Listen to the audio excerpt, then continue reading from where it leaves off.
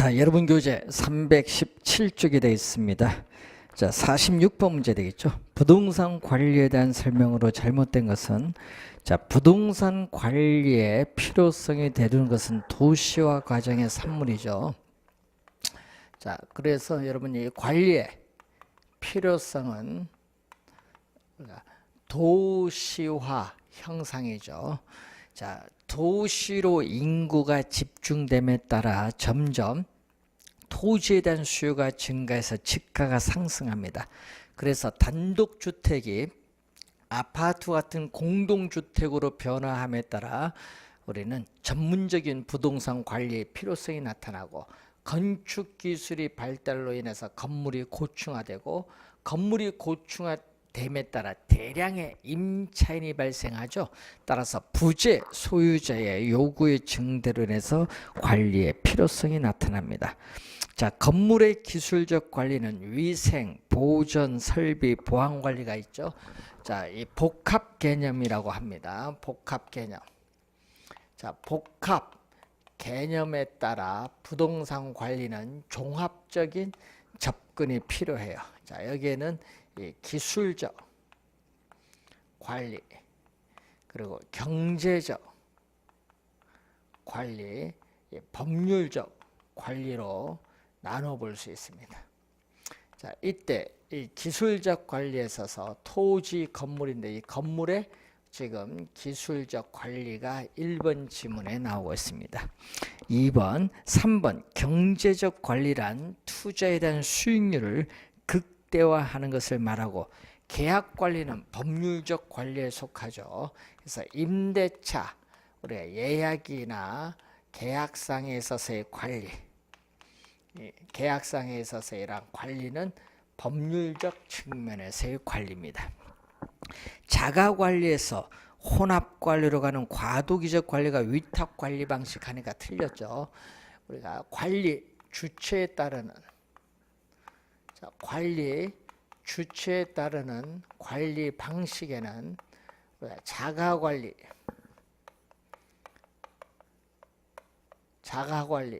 위탁관리, 혼합관리가 있어요.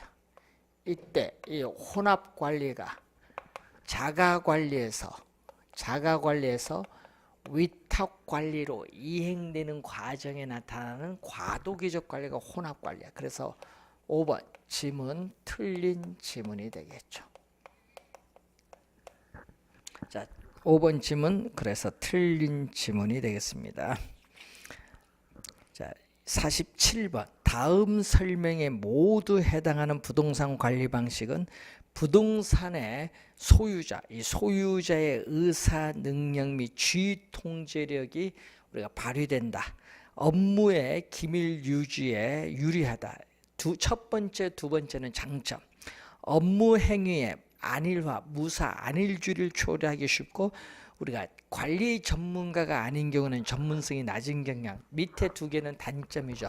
바로 이 자가 관리의 우리가 장단점이죠. 자가 관리를 직접 관리 또는 자치 관리, 직영 관리라고 하죠. 지금 직접 관리로 출제를 했네요. 5번 정답이 되겠습니다. 자, 48번 문제로 갑니다. 부동산 관리 방식에 대한 설명으로 옳은 것은 소유자는 본업에 전념할 수 있고, 이건 위탁관리 장점, 관리 비용이 많이 든다는 단점, 이것은 자가관리죠. 자, 1번 틀렸고, 2번 외주관리는 위탁관리입니다. 전문가의 뛰어난 관리와 서비스를 받을 수 있으나 뒤에 문제 발생 시에는 책임 소재가 불분명하다. 이건 혼합관리의 단점. 자, 자가관리와 위탁관리 장점을 채택하고자 하나 전문업자를 충분히 활용할 수 없다. 혼합관리의 단점이 나와 있죠. 자, 3 앞에 쉼표 앞에는 장점입니다. 혼합관리죠. 필요한 부분만 선별해서 위탁을 하잖아요. 위탁을 하기 때문에 이 전문업자를 충분히 활용할 수 없다. 이 부분 위탁 방식이 바로 혼합관리입니다. 자, 또 외주관리 또는 간접 우리가 관리를 위탁관리죠. 대형 건물 관리에 적합한 방식입니다. 자, 소유자가 관리 업무에 대해 지시 및 통지 권한이 강하며 친절한 서비스를 제공해 줄 수 있는 것은 자가관리의 장점입니다. 자가관리의 장점. 자, 그리고 50번 문제로 갑니다. 부동산 관리 방식별 장단점에 대한 설명 중 틀린 것은 위탁 관리 방식은 전문적인 계획 관리를 통해서 시설물의 노후화를 늦출 수 있는 장점이 있다. 맞는 지문이죠. 위탁 관리 방식에서 관리 업체가 영리만을 추구할 경우 부실 관리를 초래할 우려가 있다. 단점입니다. 혼합 관리 방식은 자가 관리에서 위탁 관리로 이행하는 과도기에 유용할 수 있다. 혼합 관리의 장점이죠.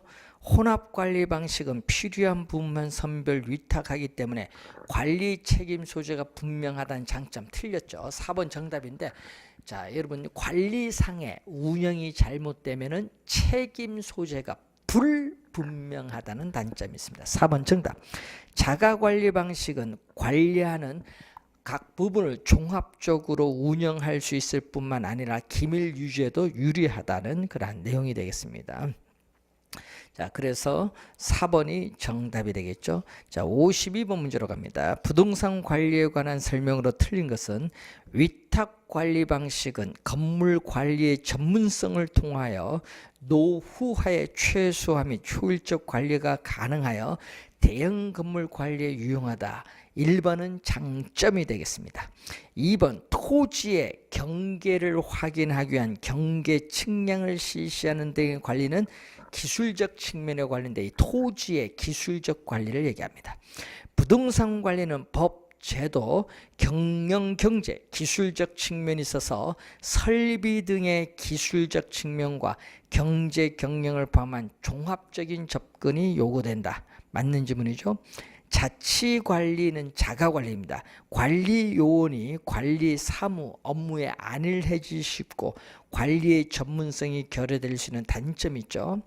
혼합관리 방식은 필요한 부분만 선별 위탁하기 때문에 책임 소재가 분명하는 것이 아니라 관리상의 운영이 잘못되면 책임 소재가 불분명하다는 단점이 있습니다. 특히 시험 문제 최근에 많이 나오는데 하여튼 장단점에서 정답을 많이 묻고 있다는 걸 늘 염두에 두시면서 장단점 다시 한번 확인을 해 두시기 바랍니다.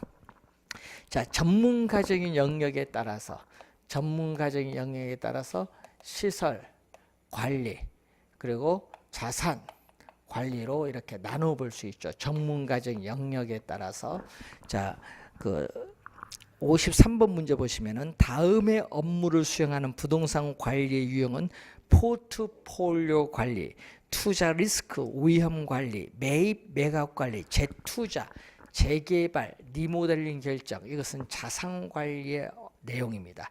자산 관리는 부동산 소유자나 기업의 부를 극대화하기 위해서 여러 가지 부동산의 가치를 증진시킬 수 있는 여러 가지 관리 방법을 모색하는 적극적 관리를 말하죠. 자산 관리에 대한 설명 1번 정답입니다. 자, 우리가 관련해서 5번 문제로 갑니다. 자, 55번 문제. 부동산 관리에 관한 설명 중 틀린 것은 부동산 관리는 도시화 과정에서 입체 이용률의 증가로 건물이 고층 대형화로 인해서 더욱 필요하죠. 1번은 관리의 필요성. 등기부상 미등기 부동산에 대해서 소유권 보존 등기를 하는 것은 법률적 측면의 관리 행위입니다. 자, 위탁 관리는 자가 관리보다 기밀 유지에 적합하고 하니까 틀렸죠. 자가 관리가 기밀 유지에 유리하고 위탁 관리는 전문적인 부동산 관리 회사의 관리가 이루어지기 때문에 기밀 유지에 곤란합니다. 그래서 3번 정답이고, 매장용 부동산 관리자는 가능 매상고를 임차자의 선정 기준으로 삼는 것이 바람직하고, 관리 서비스에 대한 요구 빈도수가 일정 수준을 넘는다는 것은 우리가 예방적 유지 활동이 원활하지 못하다는 걸 의미합니다. 그래서 정답은 우리가 3번이 정답이 되겠습니다.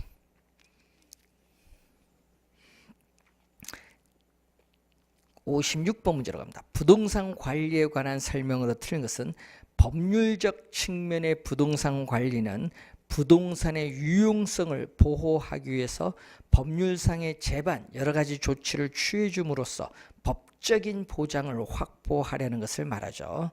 자, 2번에 부동산 시설을 운영, 유지하는 것으로서 시설 사용자나 기업의 요구에 따르는 소극적 관리가 바로 시설 관리죠. 그래서 부동산에 관한 각종 시설을 운영, 유지하는 소극적 관리로서 건물의 청소 관리, 에너지 관리, 설비 관리 이런 것은 전부 소극적 관리에 해당합니다. 자, 자가 관리 방식. 자, 자가 관리 방식은 전문 우리가 관리 방식에 비해서 기밀 유지에 유리하고 의사결정이 뭐다? 신속한 경향이 있다라는 얘기죠. 자, 그래서 3번 우리가 맞는 지문이 되겠죠. 자, 4번 임차 부동산에서 발생하는 총 수입의 일정 비율을 임대료로 지불한다면 이것은 임대차 유형 중 비율 임대차에 해당하죠. 자, 임대용 아파트와 같은 주거용 부동산에 적용하는 것이 바로 총임대차고, 또 임차인이 임대인에게 순수한 임대료만을 지불하고 그 외에 영업경비는 협상에서 결정하는 방식이 순임대차고, 이 상가, 점포 등의 매장용 부동산에 적용하는 게 비율임대차죠. 임차자의 총 수입의 일정 비율을 임대료로 지불하는 방식을 얘기하죠. 그래서 월 임대료는 총 수입 얼마까지는 기본 임대를 주고, 총 수입 일정 부분을 넘으면은 그 넘는 초과한 부분에 대해서 우리는 추가 임대료를 지불하게 되죠. 자, 5번 대상 부동산의 물리적, 기능적 하자, 흠의 유무를 판단해서 필요한 조치를 취해주는 관리는 기술적 측면의 관리, 경제적이 아니라 기술적 측면의 관리. 5번 우리가 정답이 되겠습니다. 자, 항상 기본적 개념 잘 확인을 한번 해두시기 바라고, 자, 57번 문제로 갑니다. 부동산 관리에 관한 설명으로 틀린 것은 부동산 관리자가 상업용 부동산의 임차자를 선정할 때에는 가능매상고가 중요한 선정 기준이 됩니다. 비율 임대차는 임차자 총 수입의 일정 비율을 임대료로 지불하는 걸 말하고, 시설 등이 본래의 기능을 유지하는데 장애가 없도록 유지계획에 따라 시설을 교환 수리하는 사전적 유지활동은 대응적이 아니죠. 유지활동은 정기적으로 청소 소독하는 일상적 유지활동이고, 자, 이 지문은 무슨 유지? 사전적은 예방적. 자, 사전적 유지활동은 예방적 유지활동입니다. 그래서 틀린 지문이죠. 예방적 유지활동을 가장 중시여기고, 대응적은 사후적. 어떤 문제가 발생한 이후에 그 문제를 해결하기 위해서 필요한 조치를 취해주는 대응적 유지활동은 사후적, 수정적 유지활동이라고 합니다. 즉 뭐에 대한 설명? 예방적 유지활동에 대한 설명. 3번 정답. 부동산 관리자는 임대차 계약 시에 임차자에게 언제 얼마의 임대료를 납입을 해야 하는지 주지시킬 필요가 있습니다. 5번 임대료 손실보험은 건물, 화재 등으로 피해가 발생하여 건물을 수리 및 복원하는 기간 동안 초래되는 임대료 손실을 우리가 보상해주는 그러한 우리가 보험을 얘기하죠. 임대료 손실보험, 업무장애보험이라고도 하는 그러한 내용이 되겠습니다. 자, 기본적 개념 잘 확인 한번 해주시기 바라고, 자, 다음은 여러분 교재 61번 문제로 가겠습니다. 다음은 대구의 어떤 정포가 임대료를 비율 임대차로 지불하는 조건으로 다음과 같았다. 이 점포의 임차자가 해당 월에 지불해야 하는 월 임대료는 얼마냐? 기본 임대료 요거죠. 기본 임대료 얼마? 20만 원이 됐어요. 기본 임대료는 120만 원인데 매월 매출이 2천만 원 초과 시 3천만 원까지는 초과분에 대한 5%를 추가 임대료 지불하고, 그리고 3천만 원 초과 시 초과분에 대한 3%를 추가 임대료로 지불할 것으로 계약을 맺었는데, 그런데 어느 달 매출이 4천만 원이다. 그럼 추가 임대료는 얼마죠? 4천만 원이니까, 자 4천만 원이니까 얼마? 2천만 원에서 3천만 원까지 이 1천만 원에 대해서는 몇 프로가? 5%를 주는 거고, 또 3천만 원에서 4천만 원, 또 1천만 원에 또 몇 프로? 요거에 대해서는 뭐 3천만 원 초과하는 부분에서는 몇 프로? 3%를 주겠죠. 그럼 요건 얼마죠? 50만 원, 요거 30만 원, 50, 30, 80, 120 하니까 총 얼마? 200만 원이 되겠죠. 200만 원. 200만 원 1번 정답이 되겠습니다. 62번 문제로 갑니다. 부동산 관리에 관한 설명으로 옳은 것은 부동산 자산의 포트폴리오 관점에서 자산 부채의 재무적 효율성을 최적화하는 것은 법률 관리가 아니라 경제적 관리입니다. 그래서 틀린 질문.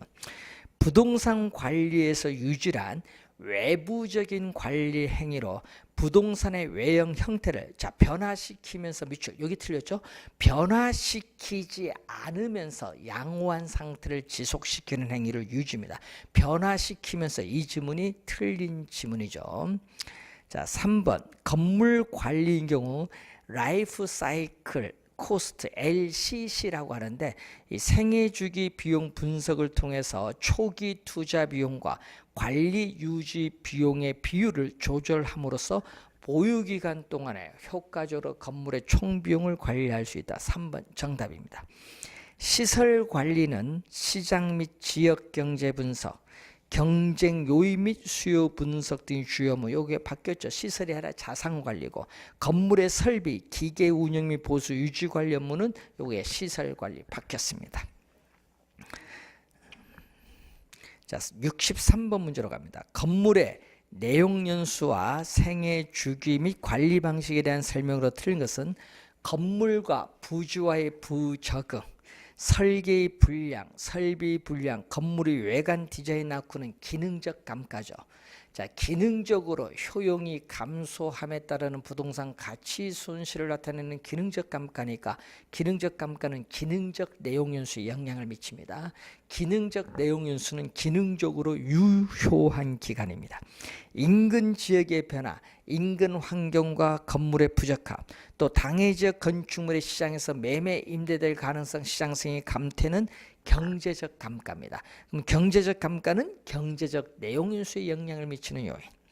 건물의 생애 주기 단계 중 안정 단계가 나오는데, 자, 건물의 생애 주기를 보면은 건축 용지의 상태는 전 개발 단계에서 건물을 착공해서 완공에 이르는 단계를 신축 단계고, 신축 단계에서는 아직 이용을 하고 있지 않기 때문에 이 물리적 측면에서의 유용성이 최고죠.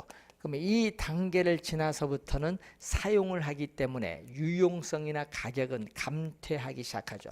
그러다가 건물이 장기적 본격적으로 안정되는 단계로서 건물이 존속하는 기간 중 가장 오랜 기간에 속하는 안정 단계, 건물의 물리적 기능적 상태가 급격하게 악화되는 노후 단계, 건물을 철거하는 단계, 효용 가치가 없어서 철거하는 단계인 완전 폐물 단계, 5단계로 구성되는데, 특히 시험에는 이 지문이 자주 나오죠. 세 번째, 안정 단계에서 건물의 양호한 관리가 이루어진다면 건물의 내용인수, 수명은 더 연장돼. 수명이 더 연장되면은 안정 단계 구명도 더 연장됩니다. 노후 단계는 일반적으로 건물의 구조, 설비, 외관 등이 악화되는 단계. 그래서 노후 단계에서는 개량비를 지출하기보다는 새 건물로 교체할 계획을 세우는 것이 일반적입니다. 건물의 관리에 있어서 재무회계 관리, 시설 이용, 임대차 계약, 인력 관리는 위탁을 하고 청소를 포함한 그 외 나머지는 소유자가 직접 관리하죠. 자가 관리와 위탁 관리가 혼합이 됐어요. 이거는 전문 관리가 아니라 혼합 관리 방식. 5번 정답이 되겠습니다. 65번 문제로 갑니다. 건물의 내용 연수는 건물의 수명인데 생애 주기에 관한 설명으로 옳은 것은 건물 이용으로 인한 마멸 및 파손, 시간 경과 등으로 인한 노후화 때문에 사용이 불가능. 건물의 사용이 준공을 했어요. 그래서 건물의 사용이 불가능할 때까지 이 기간이죠. 이것은 우리 건물을 정상적으로 관리할 경우에 물리적으로 존속이 가능한 기간, 물리적 내용 연수를 말합니다. 자, 그리고 여기까지 오죠. 종키. 여기까지 오는 거죠. 요거죠. 경제적으로 수익이 발생하리라고 예측 가능한 사용기간, 경제적 내용 연수입니다. 그래서 여러분이 경제적 내용 연수는 물리적 내용 연수보다 그 기간은 일반적으로 짧게 나타난다는 거. 자, 건물의 물리적 유용성이 가장 높게 나타난 단계는 바로 신축 단계. 5번 정답입니다. 자, 68번 문제로 갑니다. 이 330페이지. 자, 부동산 마케팅 폭피 전략 중 촉진 전략에 해당하지 않는 거죠. 자, 마케팅 전략은 크게 세 가지로 나눠 볼 수 있는데 우선 시장 점유 마케팅 전략이 있죠. 자, 시장 점유 마케팅 전략은 우리는 공급자 우리가 중심에 있어서 우리가 전략을 얘기하죠. 공급자 중심의 전략인데 여기에는 우리가 STP 전략 그리고 마케팅 믹스가 있죠. 마케팅 믹스는 4P 믹스 전략 또는 P가 네 가지 돼서 4P스인데 자, 이 P 네 가지가 바로 프레이스 그리고 프로덕트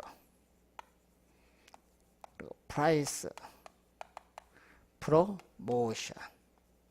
자, 이 프로모션을 촉진 전략이라고 하죠.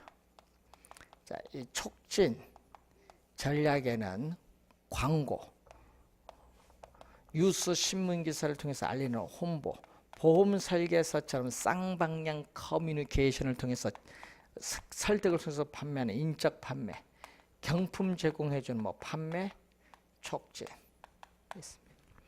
자, 그러면은 촉진 전략에 해당하지 않는 거, 모델하우스 방문자에 대한 판촉물 제공, 요거 촉진 전략이죠. 투자 설명의 개최도 촉진입니다. 설비 배치 계획은 요거 제품 전략. 거기 설비 배치는 무슨 전략? 제품 전략. 자, 우리는 3타입 형태의 평면 설계라든지 혁신적인 내부 구조를 가진 아파트 구조라든지 부대 시설라든지 배치 어떻게 배치할 거냐 제품 전략입니다. 자, 5번 설비 및 배치 계획은 제품 전략.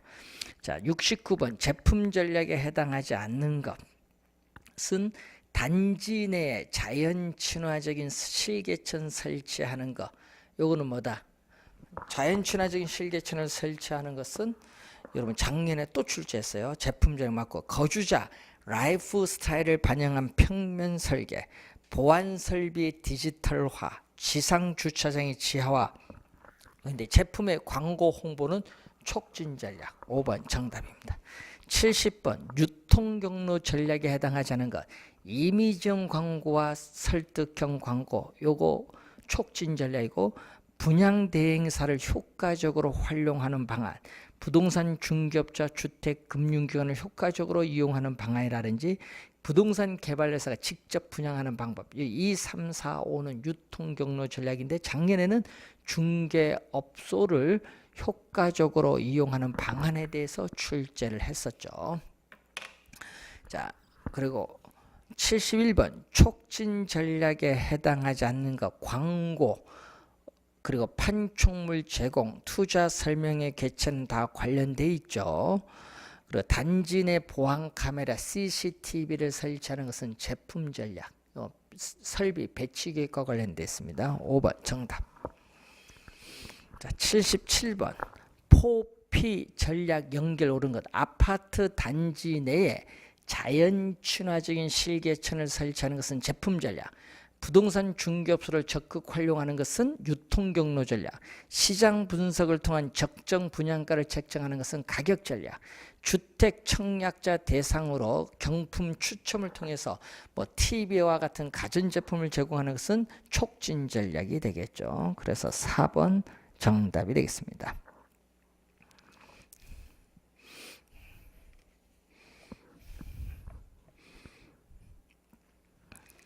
자, 74번 문제로 갑니다.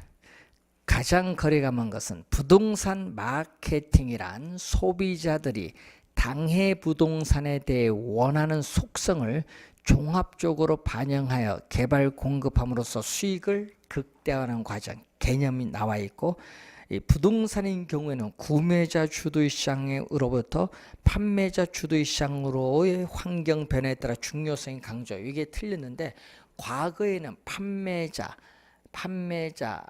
매도자 주도의 시장에서 최근에는 고객의 의식의 변화로 소비자, 구매자 주도의 시장으로 전환됨에 따라 마케팅 역할의 중요성이 강조됩니다. 바뀌었습니다. 2번 정답. 자, STP 전략이란 시장 세분화, 표적 시장 차별화를 표상하는 약자로서 정통적 전략이 하나죠. 이렇게 순서대로 가면 되겠죠. 순서대로 세그멘테이션. 자, 세그멘테이션. 그다음에 타겟팅. 마지막 뭐죠? 포지셔닝. 그래서 앞에 요걸 딴 거죠. 대문자 STP.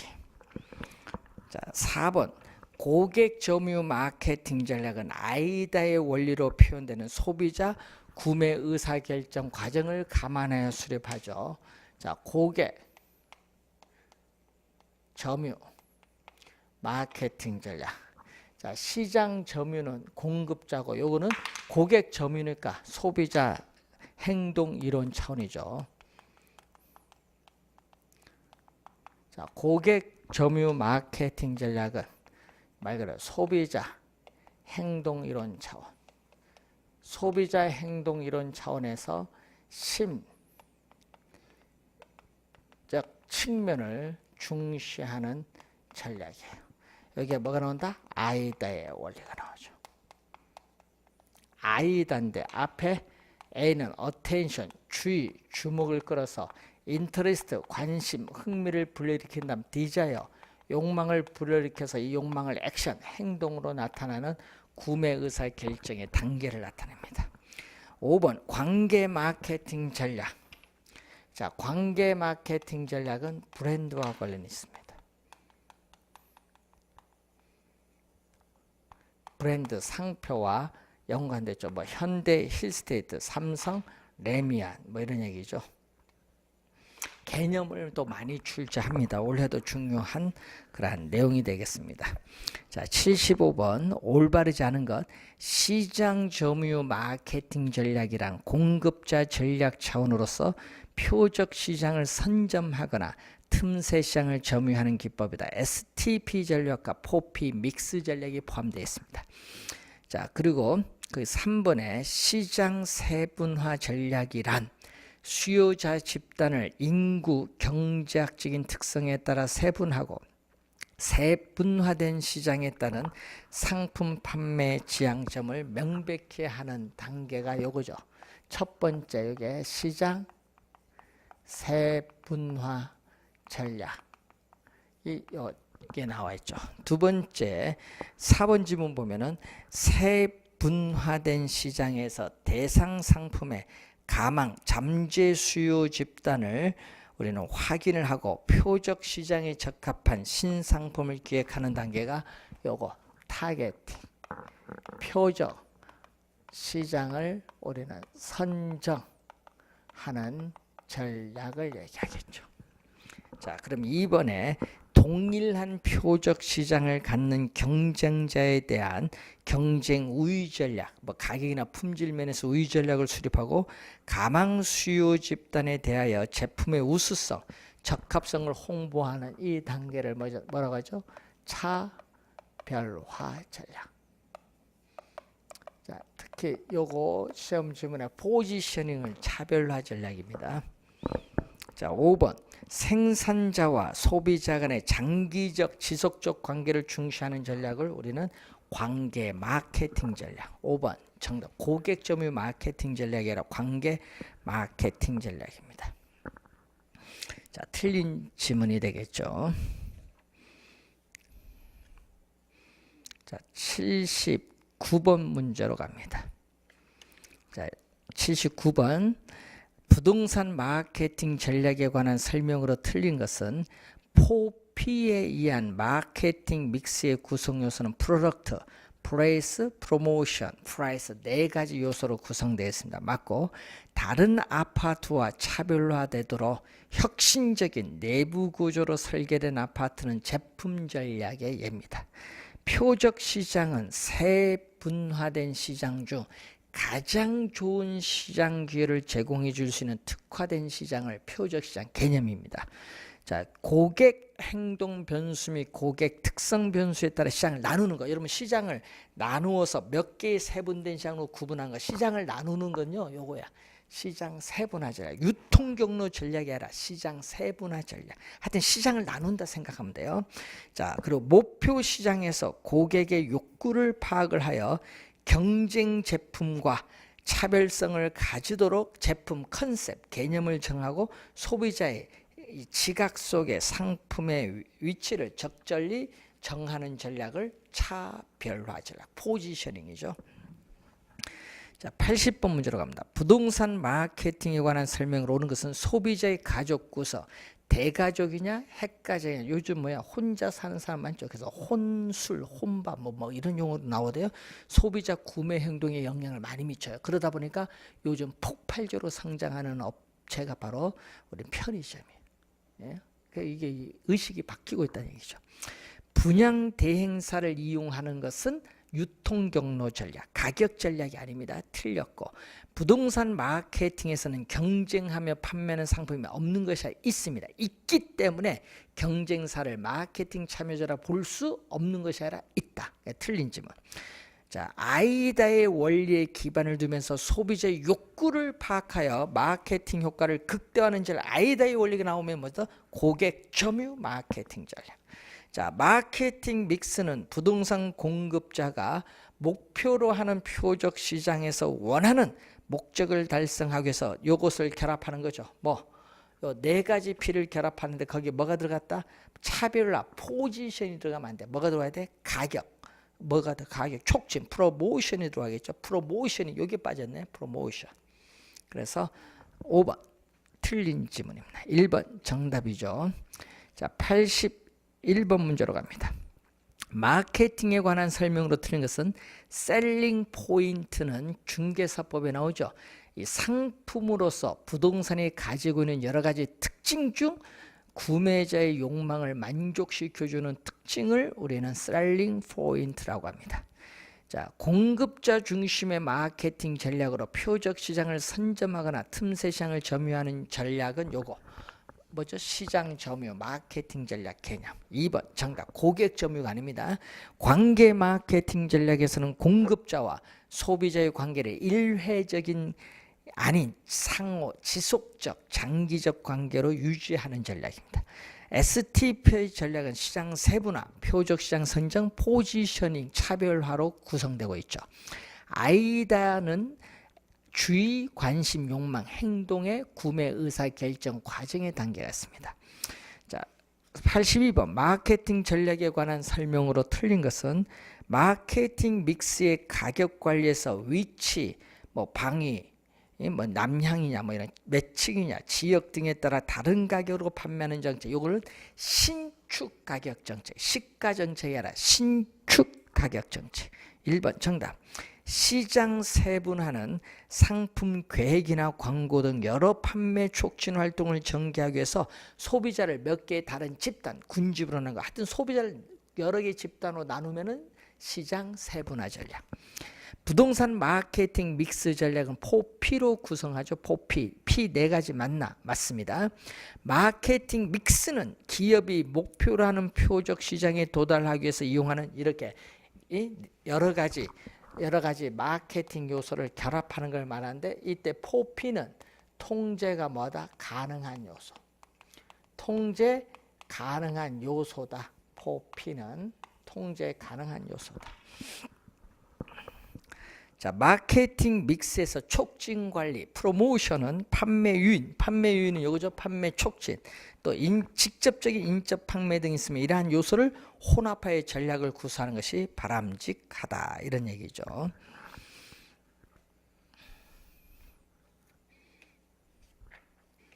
자, 마케팅 전략에서 원래 출제 또 예상되는 부분 한 문제 또 여기서 예상이 됩니다. 잘 확인을 한번 해보시기 바라고, 343페이지 2번 문제로 갑니다. 기준 시점. 자, 기준 시점에 관한 설명 중 옳지 아니한 것은, 기준 시점은 감정평가 가격 결정의 기준이 되는 날짜를 말합니다. 자, 기준 시점과 관련되는 가격 원칙은 변동이죠. 자, 부동산 가치에 영향을 미치는 가치 형성 요인은 항상 변동하기 때문에 부동산 가치는 특정의 기준 시점에서만 타당성이 인정됩니다. 변동의 원칙. 기준 시점이란 대상 물건의 감정평가액을 결정하는 기준이 되는 날짜를 말하죠. 자, 기준 시점을 미리 정하였을 때는 그 날짜에, 자, 밑줄은 가격 조사가 가능한 경우에만, 밑줄 기준 시점으로 정할 수 있다. 맞는 질문인데 5번이 정답이죠. 자, 여러분 기준 시점은, 자, 우리나라 감정평가에 관한 규칙, 자, 우리나라 감정평가에 관한 규칙 제9조 2항에 뭐가 나온다? 기준 시점이 나오죠. 자, 기준 시점은 대상 물건의 가격 조사를 어떻게 돼요? 완료한 날짜. 감정평가서를 작성 완료한 날짜가 아니라 이 대상 물건의 가격 조사를 완료한 날짜로 한다. 완료한 날짜로 한다. 다만 뭐가 나오죠? 다만 기준 시점을 미리 정하였을 때는 그 날짜에 가격 조사가 가능한 경우, 그 날짜에 가격 조사가 가능한 경우에만 기준 시점으로 할 수 있다. 뭐인 경우? 가격 조사가 가능한 경우에만. 그럼 시험 문제는요, 뭘로 출제를 한다? 가격 조사가 가능하지 않더라도 이렇게 출제를 많이 하죠. 주의 좀 해둬야 됩니다. 5번 정답. 자, 기준 시점에 대한 내용이죠. 자, 5번 문제로 갑니다. 다음 용어에 대한 설명 중 틀린 것은 부동산 가격의 증가, 감소, 증감 요인이 되는 새로운 상황의 발생을 상정하여 그 조건이 성취되는 경우를 전제로 부동산을 평가하는 것을 우리 무슨 거라고 한다? 우리 조건부 평가입니다. 자, 현재, 미래인데 이 미래, 자, 이 미래에 있어서 불확실, 자, 미래에 불확실한 상황이 성취될 것을 전제로 해서 부동산 가치가 증가하느냐 감소하느냐 증감가 요인을 고려해서 행하는 평가를 조건부 평가. 이때 조건부 평가는 건물의 철거를 전제로 한 평가나 개발 제한구역 해제를 전제로 한 평가입니다. 자, 소급 평가는 과거의 어느 시점, 자, 민사사건, 형사사건처럼 과거의 어느 시점을 기준 시점으로 해서 행하는 평가를 우리 무슨 평가? 소급 평가. 그럼 가까운 미래의 도래가 확실하다. 이렇게 가까운 미래의 도래가 확실한 미래의 일정 시점을 우리가 기준으로 해서 평가하는 것은 무슨 평가? 기한부 평가. 그리고 현재 오는 거죠. 현재 부동산의 상태, 구조, 환경, 점유, 제한 물건의 부착 등 현재 있는 그대로 평가하는 것을 우리는 현황 평가. 자, 우리나라는 이걸 원칙으로 하죠.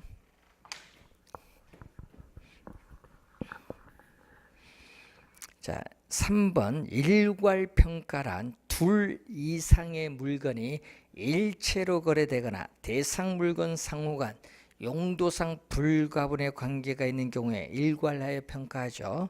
자, 법정 평가란 법규에서 정한 대로 행하는 평가로서 공공용지 수용시 평가, 과세평가, 개발부담금 부과를 위한 평가 등 여기에 해당합니다. 일체로 이용되고 있는 물건의 일부만을 평가하는 것은 구분평가가 아니라 뭐다? 부분평가. 5번이 정답인데, 자, 또 우리나라 감정평가. 자, 우리나라 감정평가에 관한 규칙 제7조가 있어요. 자, 이 제7조가 뭐냐? 개별 물건 기준 원칙입니다. 제7조는 개별 물건 기준 원칙 등 있어요. 자, 1항이 뭐냐? 감정평가는 대상 물건마다 개별로 하여야 한다. 이 개별 물건 기준 원칙이 1항이죠. 자, 2항은 뭐냐? 아까 일괄평가죠. 둘 이상의 물건이 일체로 거래되거나 대상 물건 상호 간에 용도상 불가분의 관계가 있는 경우는 일괄하여 감정평가할 수 있다. 요 얘기고, 3항은 구분평가죠. 요거는 하나, 여기는 둘 이상, 여기는 하나. 하나의 대상 물건이라도 가치를 달리하는 부분은 구분하여 감정평가할 수 있다. 네 번째는 부분. 자, 일체로 이용하고 있는 물건의 일부분에 대해서 감정평가하여야 할 특수한 목적이 있거나 합리적 이유가 있는 경우에는 그 부분에 대하여 감정평가할 수 있다. 부분평가를 할 때는 일체로 이용되고 있는 물건 전체를 기준해서 일부분을 평가하죠. 자, 1필지의 토지 내에서 일부분이 이렇게 도시, 계획, 도로로 예정이 되어 있어요. 예정됐을 경우 이 부분을 우리가 수용시에 평가를 할 때는 뭐를? 요 전체를 기준. 이 전체를 기준해서 요 일부분을 평가하는 게 바로 부분평가. 자, 6번 문제로 갑니다. 부동산 가격과 가치에 대한 설명 중 틀린 것. 가격의 기초에는 가치가 있다. 맞고, 가격은 원칙적으로 수요 공급에 따라 변동하고 있습니다. 가치가 화폐를 매개로 해서 표현된 게 가격이고, 화폐 가치가 상승하면 가격은 하락을 합니다. 4번 정답이 되겠습니다. 자, 이 얘기거든요. 자, 가치는 우리가 value죠. 자, 인간에 있어서의 욕망을 충족시켜 줄 수 있는 재화의 능력은 사람마다 다르거든요. 그래서 주관적이고 추상적인 개념이 가치라면은, 이 가치를 시장을 통해서 화폐를 매개체로 해서 나타난 게 가격이죠. 1제곱미터당 얼마냐? 누구든지 1제곱미터당 알 수 있어요. 객관적이고 구체적으로 나타난 값을 의미합니다. 그래서 가격의 기초에는 가치가 있는데, 이때 부동산 가치가 상승하면은 부동산 가격도 상승을 하고, 부동산 가치가 하락을 하면은 부동산 가격도 하락을 하기 때문에 부동산 가치와 부동산 가격은 같은 방향으로 변동하지만, 인플레이션이 발생을 해서 우리가 화폐로 표시된 가치가 하락을 하지만 실물 자산인 부동산 가격은 오르기 때문에 화폐의 가치와 가격은 반대 방향으로 변동해. 그래서 4번이 정답이에요. 그걸 염두에 두시고, 단기에는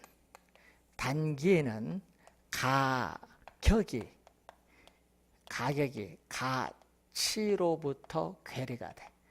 단기에는 가격이 가치로부터 벗어나요. 자, 그래서 공급량이 수요량보다 많은 초과 공급일 때는 공급자 간의 경쟁에서 가격이 가치 이하로 하락을 하고 초과 수요가 발생하죠. 수요량이 공급량보다 많은 초과 수요일 때는 수요자 간의 경쟁에서 가격이 가치 이상으로 상승하기 때문에 장기적으로는 가격이 가치에 일치되게끔 조정이 이루어진다는 내용이죠. 자, 그래서 지금 몇 번? 4번이 정답이 되겠습니다. 자, 7번 문제로 갑니다. 가격과 가치에 대한 설명 중 틀린 것은 가격이란 경제학에서 흔히 쓰이는 개념으로 가치를 화폐액으로 표시한 것 맞고요. 가격은 현재의 값, 가치는 미래의 값 하니까 틀렸죠. 자, 우선은 가격과 가치가 주어진대. 가격은 과거의 시점에서 부동산 거래가 성립됐을 때 가지는 과거의 값인 반면 가치는 현재 시점에서 부동산 소유에서 비롯되는 다양한 편익을 현재 가치화한 현재의 값. 그래서 2번 정답. 3번 사용가치는 대상 부동산이 특정한 용도로 사용될 때 가질 수 있는 가치를 사용가치 맞고, 교환가치는 어떤 재화가 다른 재화를 교환의 대상으로 지배하는 힘이죠. 즉 부동산 시장에서 부동산이 매도됐을 때 형성되는 가치입니다. 사용가치는 대상 부동산이 시장에서 매도됐을 때 형성될 수 있는 교환가치와는 상관이 없다. 밑줄. 상관이 없습니다. 자, 8번 틀린 것. 가치는 주관적 추상적 개념이고 가격은 가치가 시장을 통하여 화폐 단위로 구현된 객관적 구체적 개념 맞습니다. 가치가 상승하면 가격도 상승하고 가치가 하락하면 가격도 하락하죠. 가치와 가격은 같은 방향으로 변동합니다. 수요와 공급의 변동에 따라 단기적으로 가치와 가격은 일치. 여러분, 가치와 가격이 일치하는 것은 장기, 가격은 가치로부터 괴리되는 형상은 단기. 바뀌었죠. 3번 정답. 부동산 가치는 평가의 목적에 따라 일정 시점에서 여러 가지가 존재해요. 가치의 다원적 개념이고, 가격은 시장에서 실제 지불된 금액이므로 일정 시점에서 단 하나만 존재합니다. 부동산 가치는 장래에 기대되는 유무형에게 편익을 현재의 가치로 환원한 값. 5번은 부동산 가치의 개념이죠.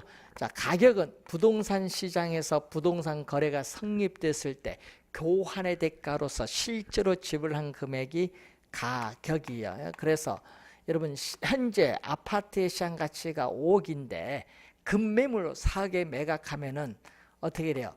우리는 아파트가 매매 시점에서 1억 원이 하락한 것이라고 볼 수 없죠. 오차가 존재합니다. 그리고 교환의 대가로서 실제로 지불한 시점에서의 가격은 단 한 개지만은 가치는 지불 시점에서 보는 사람의 견해에 따라 담보가치, 과세가치, 시장가치 등 보험가치 등 여러 개 존재하죠. 가치는 우리는 보는 사람 견해에 따라 여러 개 존재한다. 가치의 다원적 개념이 나타난다는 내용이죠. 자, 여기까지 우선 공부를 우선 8번 문제까지 확인을 해봤습니다. 자, 한번 잘 확인해 보시 바라고요. 우리가 다음에는 가치의 종류에 대해서 살펴보도록 하겠습니다. 자, 잠시 쉬고 시작하겠습니다.